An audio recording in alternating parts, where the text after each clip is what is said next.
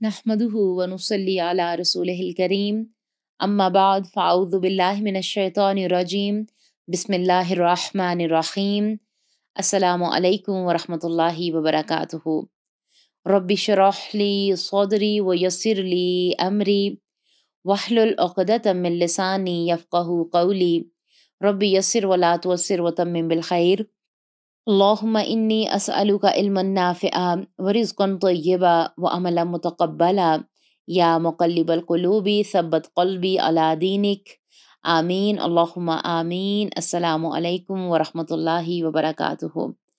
अल्लाह सुब्हानहू व तआला की तौफ़ीक़ और अल्लाह ताला की रहमत के साथ हम अपने लेसन सूरत अल बक़रा की आयत नंबर 132 का आगाज़ करेंगे, इस नीयत के साथ कि अल्लाह सुब्हानहू व तआला इसे हमारे लिए पढ़ना, इस पर अमल करना और अमल के साथ इसे दूसरों तक पहुँचाना आसान कर दें और इस काम को हमारे लिए, हमारे वालिदैन के लिए, हमारे उस्ताज़ इकराम के लिए और सबसे बढ़कर मेरी और आपकी आखिरत के लिए बेहतरीन सदका जारिया बना दें, आमीन। अपने लेसन का आगाज़ करेंगे आयत नंबर 132 से, और इससे पहले हम थोड़ा सा जायज़ा लेंगे कि हमने आयत नंबर 131 में क्या पीछे पढ़ा था। हमने पीछे जाना था कि अल्लाह सुब्हानहू व तआला ने हमें बताया था कि जब हज़रत इब्राहीम अलैहिस्सलाम को कहा गया कि फर्मा बरदार हो जाओ, तो उनका जवाब क्या था कि मैं जहानों के रब का फर्मा बरदार हो गया। यानी कि हमने हज़रत इब्राहीम अलैहिस्सलाम का अदब देखा था, अताअत देखी थी, और फिर ये देखा था कि फ़र्ज़ क्या है। इस हवाले से भी हमने बात की थी कि वो रब्बुल आलमीन यानी कि जो तमाम जहानों को पालने वाला है और मुझ पर फ़र्ज़ है कि मैं इसकी अताअत करूँ, यानी कि हमें हिकमत के साथ गौर व फिक्र की दावत दी गई थी। यानी कि इज़ क़ाला लहू रब्बुहु अस्लिम क़ाला अस्लमतु लिरब्बिल आलमीन, कि जब इसके रब ने इससे कहा फर्मा बरदार हो जाओ, तो इसने कहा मैं जहानों के रब का फर्मा बरदार हो गया। सुभान अल्लाह। फिर हमने ये जाना था कि एक इंसान अल्लाह ताला का फर्मा बरदार किस तरह बनता है, यानी कि अल्लाह ताला को अपना मालिक मानकर, माबूद, आका, हाकिम, यानी कि हर तरह के वो तमाम तर बड़े बड़े लक़बात जिनसे हम खुश होते हैं, वो सब के सब का हकदार कौन है? अल्लाह सुब्हानहू व तआला की ज़ात है। और अल्लाह ताला की हिदायत के मुताबिक दुनिया में ज़िंदगी गुजार कर हकीकतन इंसान अपनी हस्ती को अल्लाह के सपुर्द कर देता है। फिर इसके बाद जो था हमने जाना था कि हज़रत इब्राहीम अलैहिस्सलाम अल्लाह ताला के सामने आजिज़ी का इजहार करते हुए क्या कह रहे थे कि खालिस तौहीद और मोहब्बत के साथ रब्बुल आलमीन के सामने मैं अपना सर झुकाता हूँ। इस पे हमने पीछे तज़किया करते हुए बात की थी। अब हम देखते हैं कि आयत नंबर 132 में हमारे लिए क्या पैगाम है। आयात का आपस में रब्त है। अब हम देखेंगे जो आयत नंबर 132, यहाँ से हमारा जो लेसन शुरू होने लगा है, इसमें हम देखेंगे कि ना सिर्फ हज़रत इब्राहीम अलैहिस्सलाम ने खुद ऐसा किया, बल्कि अपने बच्चों को भी यही करने की नसीहत की। हम हर वक्त शिकवे करते नज़र आते हैं ना कि औलाद ऐसी है वैसी है, तो खुशकिस्मत हैं वो लोग जिनको अपनी मौत का पहले से अंदाज़ा हो जाता है, ताकि कोई हिसाब किताब कर ले। मरने से पहले हम किस तरह की बातें करते हैं, गौर व फिक्र करें, या फिर ऐसे कोई भी हादसा जो हमने अपनी आंखों से देखे हैं, ये सब के सब हमारे लिए रिमाइंडर भी होते हैं और हमारे लिए गौर व फिक्र की दावत भी होते हैं। हदीस का खुलासा है कि अचानक मौत मोमिन के लिए तो रहमत है, क्योंकि इसने पहले से तैयारी कर ली होती है, क्योंकि वो अपनी नमाजों में पाबंदी कर रहा होता है, अपने कुरान से जुड़ा हुआ होता है, अपने मामलात में अपनी इस्लाह कर रहा होता है। लेकिन एक गुनहगार के लिए ये वबाल है कि उसे तौबा का वक्त नहीं मिलता, ना लोगों के साथ अपने वो मामलात और हिसाब किताब सीधे कर सकता है, और ना वो उस वक़्त अपने अल्लाह ताला के साथ हिसाब किताब सीधे कर सका। वल्लाहु आलिम। यानी कि हर वक्त मरने के लिए तैयार रहें, ये मेरे और आपके लिए पैगाम है इस आयत में। अब हम देखेंगे कि इस आयत में क्या हुक्म है हमारे लिए और कौन सी गौर व फिक्र की बात जो है वो हम जानने वाले हैं। तो आयत को देख लें, फिर इंशाल्लाह उसके बाद जो है हम देखते हैं। अऊज़ु बिल्लाहि मिनश शैतानिर रजीम, बिस्मिल्लाहिर रहमानिर रहीम। ववस्सा बिहा इब्राहीमु बनीहि वयअक़ूब या बनिय اللَّهَ اصْطَفَى لَكُمُ الدِّينَ فَلَا تَمُوتُنَّ إِلَّا وَأَنْتُمْ مُسْلِمُونَ۔ ترجمہ دیکھ لیں۔ اللہ سبحانہ و تعالیٰ فرما رہے ہیں، اور اسی کی وصیت ابراہیم نے اپنے بیٹوں کو کی اور یعقوب نے بھی کہ اے میرے بیٹو، بے شک اللہ نے تمہارے لیے یہ دین چن لیا ہے تو تم ہرگز فوت نہ ہونا مگر اس حال میں کہ تم فرما بردار ہو۔ یہاں پر غور و فکر کی بات ہے، یعنی کہ آپ اس آیت کی اگر آخر میں بھی دیکھیں تو وَأَنْتُمْ مُسْلِمُونَ، یعنی کہ تم کیا ہونا، جب بھی مرنا تو کیسے مرنا، تم مسلمان ہی مرنا۔ یہ بہت بڑی بات ہے ہمارے لیے، بہت گہرا نقطہ ہے ہمارے لیے۔ اب آگے آگے ہم جتنی آیات پڑھنے والے ہیں نا، یہ ہماری آنکھوں کو کھول دیں گی۔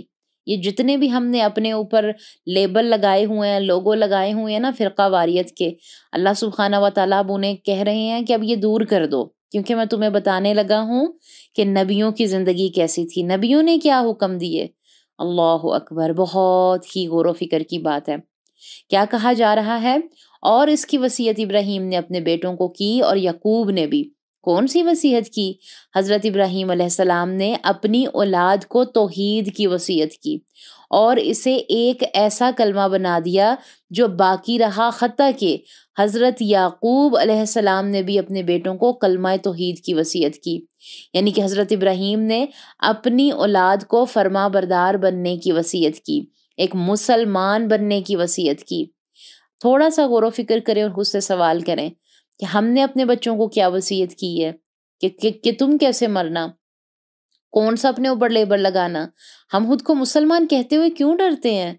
ہم کیوں نہیں کہتے کہ ہم اہل القرآن ہیں، ہم مسلمان ہیں، ہمارا ایمان ہے کہ ہمارے نبی صلی اللہ علیہ وسلم کے بعد کوئی نبی رسول نہیں آئے گا۔ اتنی گہری باتیں ہیں قرآن میں، اتنی غور و فکر کے یہ نقطے ہیں، کیوں ہم اس پہ غور و فکر نہیں کرتے؟ اور کیا کہا؟ یا بنیہ ان اللہ اصطفیٰ، یعنی کہ اے میرے بیٹو، یقیناً اللہ تعالیٰ نے تمہارے لیے دین کو منتخب کیا ہے، تو ہرگز تم مرنا مگر اس حال میں کہ تم فرما بردار ہو، مسلمان ہو۔ سیدنا یعقوب علیہ السلام نے اپنی اولاد کو یہ وصیت کی تھی۔ حضرت یعقوب علیہ السلام نے اپنی اولاد کو وصیت کرتے ہوئے فرمایا کہ اللہ تعالیٰ نے تمہارے لیے اس دین کو چن لیا ہے، لہٰذا اس دین کو قائم کرو، اس کی شریعت پر عمل کرو، اس دین کے رنگ میں رنگتے جاؤ، پھر اسلام کے سوا کسی اور حالت پر تمہیں موت نہ آئے، اسی دین کے اخلاق و اوصاف پر زندگی گزارو گے تو اسی پر تبھی موت آئے گی، اور انہی کے ساتھ قیامت کے دن تم اٹھائے جاؤ گے۔ یعنی اپنے آپ کو اللہ تعالیٰ کے حوالے کرنے میں رکاوٹیں آئیں، تم اسلام پر عمل کرنے سے مت رکنا، غلبہ اسلام کی تمنائیں ٹوٹیں، تم نہ ٹوٹنا، تم اس دین پر قائم رہنا۔ دین سے مراد زندگی گزارنے کا طریقہ ہے۔ اللہ تعالیٰ کے نزدیک دین اسلام ہے، جیسا کہ قرآن مجید میں اللہ سبحانہ و تعالیٰ سورۃ العمران آیت نمبر 19 میں فرماتے ہیں، یقیناً دین اللہ تعالیٰ کے نزدیک اسلام ہے۔ ان اللہ اصطفیٰ، اس کی وضاحت دیکھیں کہ اللہ تعالیٰ نے تمہاری زندگی کے لیے اسلام کو بطور دین منتخب کیا ہے، جیسا کہ اللہ تعالیٰ نے فرمایا یقیناً دین اللہ کے نزدیک کیا ہے؟ اسلام ہے۔ اور کیا حضرت ابراہیم علیہ السلام اور حضرت یعقوب کہہ رہے ہیں کہ تو تم ہرگز نہ مرنا مگر اس حال میں کہ تم فرما بردار ہو۔ اس بات سے حضرت یعقوب علیہ السلام کی کس چاہت کا اندازہ ہوتا ہے؟ تو لکھیں، اس سے ایک موت و حیات کی کشمکش میں مبتلا صالح ایک متقی انسان کے بارے میں پتہ چلتا ہے کہ مرتے ہوئے بھی اس کے دل و دماغ پہ کیا بات چھائی ہوئی ہوتی ہے۔ اس دنیا کو چھوڑتے ہوئے بھی یہ فکر ہوتی ہے اسے کہ اپنی اولاد کے لیے کیا چھوڑ رہا ہوں۔ اس سے پتہ چلتا ہے کہ اسلام قدیم ہے، وہی سارے انبیاء کی دعوت رہی ہے، اسی کی حضرت ابراہیم علیہ السلام اور حضرت یعقوب علیہ السلام نے وصیت کی۔ انہوں نے کہا کہ اسلام کو لازم پکڑ لو، اس پر دوام اختیار کرو، اس کو نہ چھوڑنا یہاں تک کہ تم وفات پا جاؤ۔ سوچیں، خود سے سوال کریں، ہم جس بھی رشتے میں ہیں، ہم کیا چاہتے ہیں کہ ہم پیچھے اپنی نسلوں میں کیا چھوڑ کے جائیں؟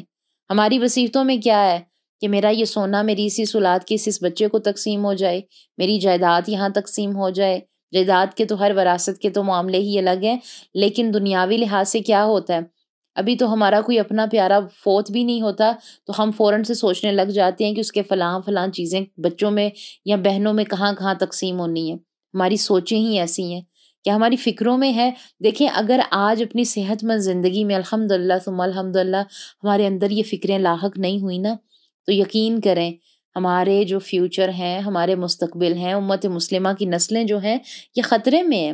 ہمیں فکر ہونی چاہیے، ایک ماں باپ کو فکر ہونی چاہیے کہ میں بچوں کو صرف دنیا دے رہا ہوں یا اس کے ساتھ آخرت بھی شامل ہے۔ کیا میں نے صرف ان کی دنیاوی ڈگریوں پر ہی فکر کی؟ اگر میں نے صرف انہیں دنیاوی ڈگریاں ہی دے دی نا، آپ نے اپنے بچوں کو صرف اور صرف دنیاوی ڈگریاں پکڑا دی، اچھے کالج یونیورسٹی میں تعلیم دلا دی، لیکن آپ نے دین کا علم نہیں دیا، قرآن سے دور رکھا، تو یقین کریں آپ کی نسلیں بھی ماری گئیں، آپ کے اوپر بھی وبال ہے، اور سب سے بڑی بات یہ چیزیں فتنہ بنیں گی، یہ آپ کو فائدہ نہیں دیں گی، دنیاوی طور پہ تھوڑا سا فائدہ جو ہم پیچھے پڑھ کے آ چکے ہیں۔ ہم یہاں پر دیکھ رہے ہیں نبیوں نے اپنی اولادوں کو اپنی وفات سے پہلے وصیت کی، یعنی کہ وفات سے پہلے کی وصیت کی۔ اپنے آپ کو اس صورتحال میں محسوس کریں، نبیوں کو مرنے سے پہلے بھی اللہ کے دین کی فکر ہے، ہم نے اپنی کوشش کی، اب ہماری نسل بھی اس پہ کام کرے گی۔ یعنی کہ دیکھو بچوں، اس دین کی حفاظت کرنا اور مسلمان ہی مرنا، ہر وقت مسلمان ہی رہنا، تاکہ جب بھی موت آ جائے تو تم مسلمان ہو۔ حضرت یوسف علیہ السلام نے بھی اپنے لیے یہی دعا کی تھی۔ آیت نمبر 101 میں سورہ یوسف میں آتا ہے کہ اے آسمانوں اور زمین کے پیدا کرنے والے، تو ہی دنیا اور آخرت میں میرا کارساز ہے، تو مجھے دنیا سے اپنی اطاعت کی حالت میں اٹھانا اور آخرت میں اپنے نیک بندوں میں داخل کرنا۔ اب اس آیت کا ہم اگلی آیت کے ساتھ ربط دیکھیں گے کہ حضرت یعقوب علیہ السلام کے بھی یہ جملے تھے، حضرت یوسف علیہ السلام کے بھی تھے، لیکن یہود نے یہ جھوٹا دعویٰ کیا کہ حضرت یعقوب علیہ السلام نے اپنی اولاد کو یہود بننے کی وصیت کی تھی۔ اب ان کے دعوے کی ہم انشاءاللہ اگلی آیت میں بات کریں گے، تب جانیں گے کہ ان کا رویہ کیسا تھا۔ اللہ تعالیٰ سے دعا ہے کہ اللہ سبحانہ و تعالیٰ ہمیں اب تک کے لیے جتنے بھی ہم غور و فکر کے اس میں پوائنٹس لے رہے ہیں، ایک چیک لسٹ ہمارے سامنے ہے، یہ بنائیں بھی، غور و فکر بھی کریں۔ اللہ تعالیٰ سے دعا ہے کہ وہ ہمیں غور و فکر کی توفیق عطا فرمائے اور ہمیں باعمل مسلمان بنائے۔ آج کے سبق میں سب سے پیاری اور سب سے گہری بات، اس چلتی سانسوں کے ساتھ اپنی اولاد کو، تمام ہمارے پیارے سسٹرز جنہوں نے ابھی تک ہمارے چینل کو سبسکرائب نہیں کیا ہے وہ ہمارے چینل کو سبسکرائب ضرور کر دیں، کمنٹ باکس میں جا کر ہمیں اپنی رائے کا اظہار ضرور کیا کریں۔ اس سے کیا ہوتا ہے کہ ہماری پیچھے جتنی بھی ٹیم ہوتی ہے اس کو بہت خوشی ہوتی ہے، کام کرنے میں آسانی ہوتی ہے، اور اس سے ہم خود بھی موٹیویٹ ہوتے ہیں کام کو لے کے، چیزوں کو لے کے۔ اللہ تعالیٰ آپ سب کو جزائے خیر عطا فرمائے، آمین۔